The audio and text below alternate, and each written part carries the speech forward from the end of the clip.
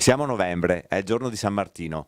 Vi sembrerà strano, ma qdpnews.it è qui a Mura in cerca di presepi. Certo, come ogni anno siamo arrivati alla 40ª edizione di Mura Natale e stiamo preparando, insomma, ecco, sabato e domenica sono il nostro tempo per preparare la mostra, insomma. Qui siamo in un cortile nuovo, una new entry.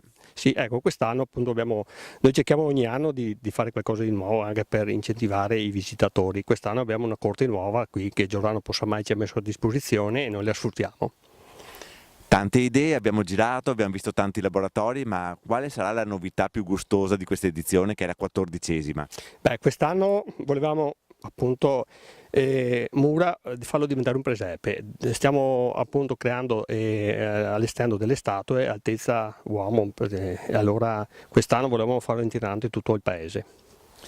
Poi chi verrà troverà la solita accoglienza, voi siete maestri in questo, cioccolate, tè, di tutto e di più. Beh, quelle non mancheranno mai, insomma, da buon cisonesi e da muresi, insomma, quelle non mancheranno mai, insomma, tè, brulè, il brulè che esce dalla fontana e cioccolata, sempre, sempre, quello non possono mancare. Daniele Donadon, se questo fosse il set di un film, tu saresti il coreografo e l'artigiano che realizza le coreografie.